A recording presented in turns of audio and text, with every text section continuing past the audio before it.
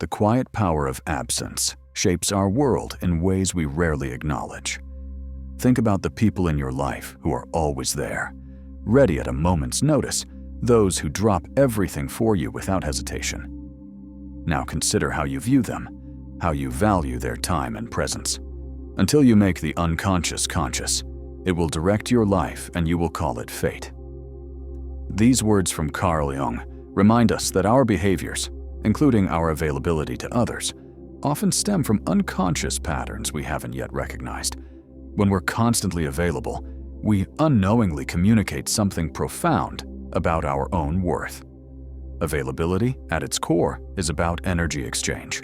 When someone knows they can reach you anytime, that you'll respond immediately, that you'll rearrange your schedule to accommodate them, a subtle power dynamic forms.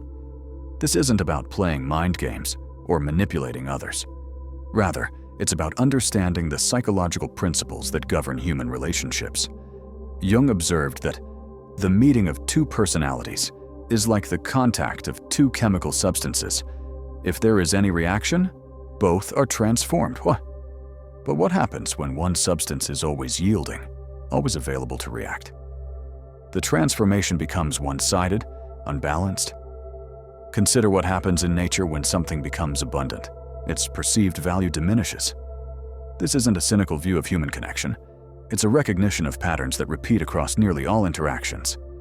The air we breathe is precious beyond measure, yet we rarely pause to value it precisely because of its constant availability. People will do anything, no matter how absurd, to avoid facing their own souls, Jung wrote. Sometimes, our constant availability to others serves as a distraction from the necessary work of being available to ourselves. We fill our calendars and our messaging apps with external demands to avoid the quiet space where self-reflection happens. When you begin to set boundaries around your availability, something remarkable occurs.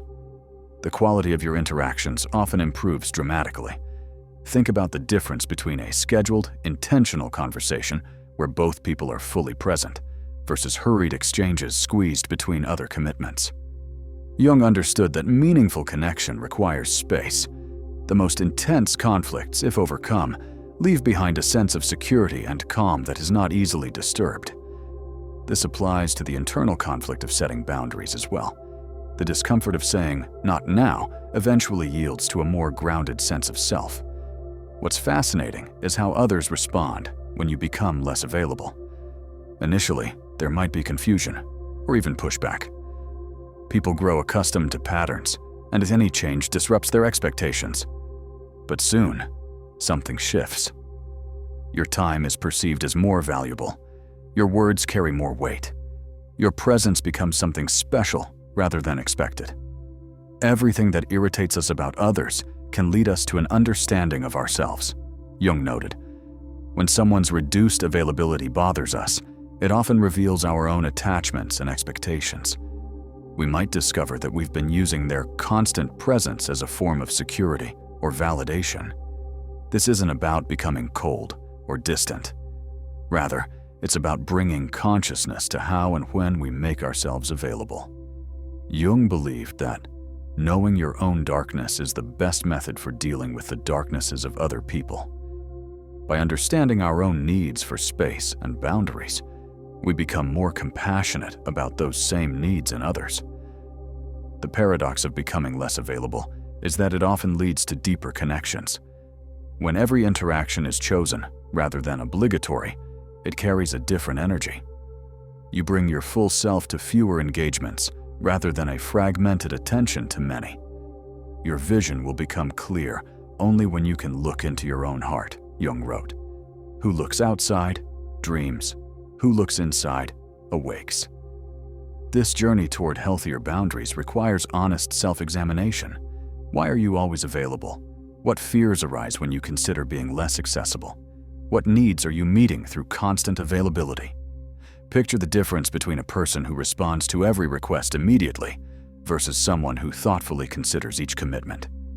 The first appears helpful, but may be running on autopilot. The second demonstrates something more valuable: discernment. There's a ripple effect when you reclaim your time and energy. As Jung observed, the shoe that fits one person pinches another. There is no recipe for living that suits all cases. When you honor your own boundaries, you tacitly give others permission to honor theirs. This creates relationships built on mutual respect rather than convenience. Jung believed that, as far as we can discern, the sole purpose of human existence is to kindle a light in the darkness of mere being. That light requires fuel, your energy, your focus, your presence. When you're depleted from overextending your availability, the flame dims. Consider how technology has transformed our notions of availability. We carry devices that make us potentially accessible every moment of every day. Jung couldn't have predicted this specific development, but he understood the human tendencies that make it so challenging. Man's task is to become conscious of the contents that press upward from the unconscious, he said. Today, that includes becoming conscious of how digital connections affect our sense of self and others. When you stop being constantly available, you create space for something Jung valued deeply: individuation, the process of becoming more fully yourself. The privilege of a lifetime is to become who you truly are, he wrote. This becoming requires moments of solitude, reflection, and choice about where your energy flows. Notice what happens when someone who was once always available begins to establish boundaries. Others might initially test those boundaries, but eventually a new respect emerges. The relationship rebalances. As Jung observed, where love rules, there is no will to power, and where power predominates, love is lacking. Healthy boundaries aren't about power. They're about honoring the love you have for yourself and others by creating sustainable patterns of connection. The transformation extends beyond individual relationships. When you stop being perpetually available, your relationship with time itself changes. Minutes and hours become more precious. You make different choices about how to spend your days. As Jung noted, life is not measured by its length, but by its depth. Less availability often leads to more depth. There's wisdom in becoming the author of your availability, rather than allowing circumstance or habit to dictate it. Jung believed that, "I am not what happened to me. I am what I choose to become." Each time you thoughtfully decide when to be available and when to create space, you're making a choice about who you are becoming. The ultimate paradox may be this: when you become less available to the world at large, you often become more meaningfully available to what truly matters. As Jung said, your heart knows the way. Run in that direction. Sometimes running in that direction means walking away from the constant demands for your immediate attention and presence. This shift isn't accomplished overnight. Like all meaningful change, it happens gradually, with missteps and adjustments along the way. There is no birth of consciousness without pain, Jung reminded us. The discomfort of changing patterns is real, but so is the freedom waiting on the other side. In the end, the quality of your connections with yourself and others transforms when you stop being endlessly available. What emerges is something more authentic, more intentional, and ultimately more fulfilling. As Jung so wisely stated, the most terrifying thing is to accept oneself completely.